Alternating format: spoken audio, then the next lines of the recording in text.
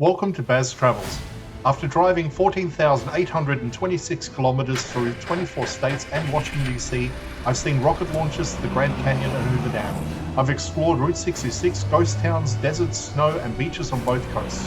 From Vegas casinos to Alcatraz, the White House to Hollywood. Join me for a journey of the ordinary and the extraordinary.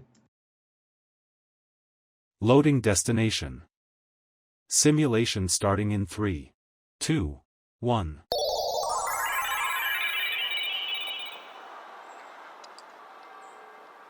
To look around, move your phone or tablet.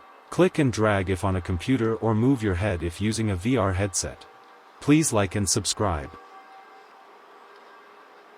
Market Street looks like a standard downtown road, but it's actually one of the clearest examples of how a city can be deliberately shaped, because this entire stretch was built to organize space, movement, and attention in a way that still works over a century later.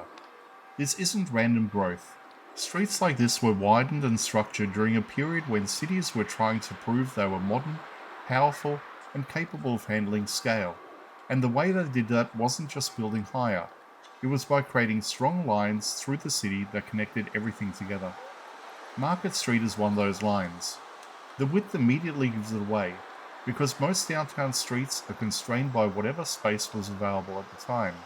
But this one was designed to stay open, which means it can handle traffic, pedestrians, and large events all at once without collapsing into congestion. That width also creates something else that's easy to miss. Long uninterrupted sight lines that carry across multiple blocks, which makes the street feel connected rather than broken into sections. And that's a big part of why it doesn't feel cramped even in a dense part of the city.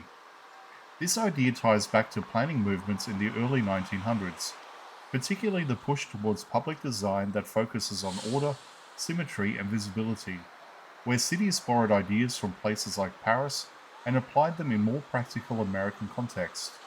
Instead of narrow, irregular streets, you get something like this, a corridor that holds everything together while still allowing different types of space to exist along it. Memorial Plaza is a perfect example of that, because it isn't just a park placed along the street. It's part of the same system, where open space and built space are balanced to create focus without needing height or decoration to do the job. That balance is what makes this section work so well, because the city actually removes density here instead of adding to it, which is the opposite of what most urban areas do when they want to stand out. Kaufman Park continues that pattern, acting as another break in the density while still fitting into the same alignment, reinforcing the idea that this entire corridor is designed rather than accidental. Then there's Tucker Boulevard, which cuts across Market Street and creates one of the more important intersections in downtown, because it connects two major movement directions, one running east to west and the other running north to south. When those two meet, you get a point where traffic, pedestrian flow, and city structure all overlap, which makes it one of the clearest places to understand how the city actually functions beyond just how it looks. What makes this even more interesting is that none of this relies on a single landmark to work. In a lot of cities, one building defines an area, but here it's the layout itself doing the heavy lifting, because the spacing, alignment, and width creates structure without needing something obvious to anchor it. That's also why this corridor works so well for large-scale events. Parades, public celebrations, and major gatherings have used this stretch for decades, because the width allows crowds to spread out, the straight alignment keeps movement predictable, and the open sections provide natural gathering points without needing to redesign anything. That kind of flexibility is rare, because most streets are either built for traffic or for people, but not both at the same time, and Market Street manages to handle both without losing structure. Another detail that stands out is how the street maintains consistency even as the buildings change, because while architecture shifts between older and newer styles, the underlying layout never moves, which keeps everything feeling connected instead of fragmented. That consistency is what allows the corridor to absorb change over time without losing its identity, because the framework stays the same even as everything built on it evolves. There is also a scale factor that becomes obvious the longer you think about it. Because the street was designed for a city that expected growth, movement, and large public use, and that original expectation is still built into the space today. Instead of needing to expand later, the city effectively built in capacity from the start, which is why it still handles modern use without feeling outdated or overloaded. That forward planning is the part of why the stretch still works so well, because it wasn't designed just for the movement it was built. It was designed to keep working as the city changed around it.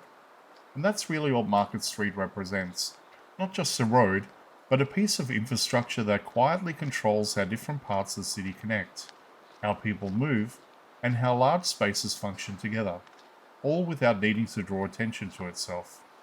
Once you realize that, it stops being just another street and starts reading more like framework, something that holds multiple parts of St. Louis together through layout alone, which is more interesting than it first appears.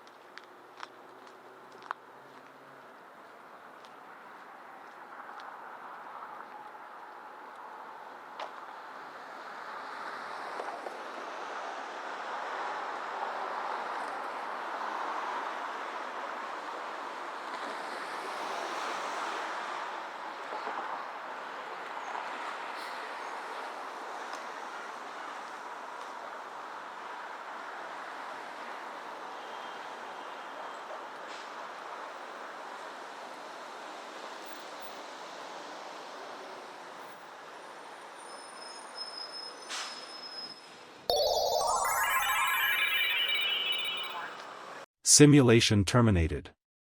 Please comment, like and subscribe.